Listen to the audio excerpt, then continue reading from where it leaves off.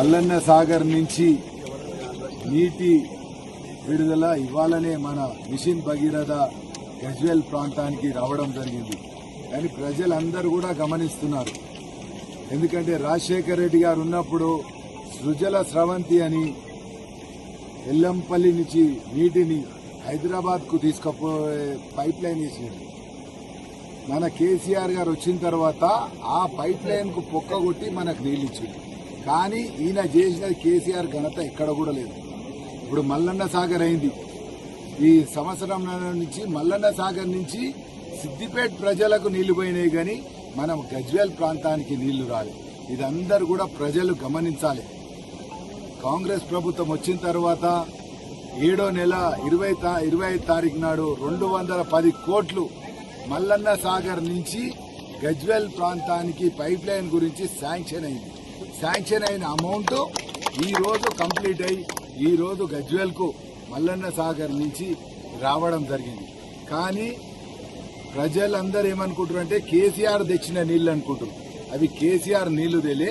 అప్పుడు కూడా రాజశేఖర రెడ్డి గారు హైదరాబాద్కు నీళ్లు తీసుకొని ఆ ఎల్లంపల్లి నుంచి సృజల స్రవంతి అని పేరు పెట్టి అక్కడ పైప్ లైన్ తీసుకుపోతుంటే దాన్ని ట్యాప్ చేసి మనకు కేసీఆర్ గారు ఇచ్చారు. కానీ మల్లన్న సాగర్ నుంచి రాలే. పర్మనెంట్ నీళ్ల సోర్సు గజ్వేల్కి ఎప్పుడు కూడా కేసీఆర్ చేయలే.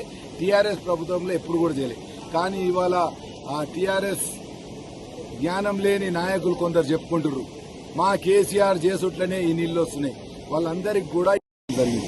మరి ఇన్ని రోజులు కూడా మిషన్ భగీరథ పేరు మీద మల్లన్న సాగర్ నుంచి సిద్దిపేట ప్రజలు నీళ్లు తీసుకుపోయారు, కానీ ఎప్పుడూ గజ్వేల్ రాలేదు. మల్లన్న సాగర్ నుంచి కరీంనగర్ ప్రజలు మిషన్ భగీరథ మీద పేరు తీసుకుపోయారు, కానీ మన గజ్వేల్కు రాలేదు. గజ్వేల్కు నీళ్లు వచ్చే విధంగా ప్రయత్నం చేసింది ఆ రోజు రాజశేఖర్ రెడ్డి. ఈ రోజు మా రేవంత్ అన్న కాంగ్రెస్ ప్రభుత్వం వచ్చిన తర్వాతనే చేసుట్లా. మీరందరూ కూడా అది గమనించి ఊర్లలో మనకు ఈ సంవత్సర కాలం నుంచి కూడా మిషన్ భగీరథ నీళ్లు ఊర్లలో చాలా తక్కువ వచ్చినాయి. కేసీఆర్ ఉన్నప్పుడు ఏంటంటే అది లెక్క లేకుండా ఆయన చూసి అధికారులు ఇచ్చిపెట్టారు, కానీ అది పర్మనెంట్ సోర్స్ కాదు. కానీ కాంగ్రెస్ ప్రభుత్వం వచ్చినాక రేపు రాబోయే కాలంలో గజ్వేల్లో ఎక్కడ కూడా నీటి ఇబ్బంది ఉండొద్దని ఆలోచనతో 210 కోట్లు శాంక్షన్ చేసినాం. మరి ఇవాళ నుంచి కూడా ఇక్కడున్న ప్రజలందరికీ కూడా చెప్తున్నాం, ఇంతకు మొదలు ఏ విధంగానైతే మంచిగా వచ్చినాయో నీళ్లు 24 గంటలు, ఇప్పటి నుంచి కూడా 24 గంటలు ప్రతి ఒక్కరికి వస్తాయి. ఇక 2-3 రోజులలో ఇవాళ పైప్ లైన్ కంప్లీట్ అయింది. ఆ మట్టి నీళ్లు కూడా వస్తున్నాయి. కాబట్టి అఫీషియల్స్ కూడా ఒక పత్రికా ప్రకటన ద్వారా కోరారు, ఎవ్వరు నీళ్లు వచ్చినా అవి కాగబెట్టుకొని తాగండి, అవి కాంగ్రెస్ నీళ్లే.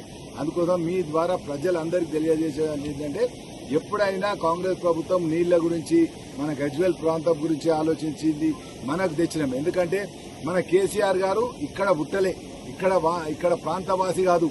ఆయన ఇక్కడ ఎమ్మెల్యే 3 సార్లు గెలిపించినా ఆయన ఆలోచన, ఆయన ప్రేమ అంతా సిద్దిపేట మీదే.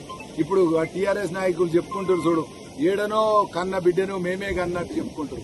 అందుకని ఇప్పటికైనా మీ నాయకులకు తెలివి ఉంటే ఈ జీవో చూసుకోర్రి, నెట్ల కొట్టినా మీకు దొరుకుతుంది. ఇది కాంగ్రెస్ ప్రభుత్వం వచ్చినాకనే చేసిన పైప్ లైన్. అందుకోసమే మీ ద్వారా పత్రికల ద్వారా నిజమేందనేది ప్రజలకు తెలవాలి. కాంగ్రెస్ ప్రభుత్వం ఎంత శాంక్షన్ చేసింది, టీఆర్ఎస్ ఉన్నాక కూడా ముఖ్యమంత్రి 2 సార్లు ఉన్నాడు. ఇప్పుడు అపోజిషన్ నాయకుడు ఉండి కూడా ఆయన సేవ చేయలే గజ్వేల్కు. కాంగ్రెస్ ప్రభుత్వమే సేవ చేసింది. ఇప్పటికి కూడా మా ఎమ్మెల్యే గారిని కోరుతున్నాం, చిన్న చిన్న సమస్యలు ఉన్నాయి. నువ్వు మరి జీతం తీసుకుంటున్నావు, జీతం తీసుకున్నందుకు సిగ్గుండాలి నీకు. జీతం తీసుకున్నప్పుడు నువ్వు ప్రజల సేవ చేయాల్సిన అవసరం ఉంది.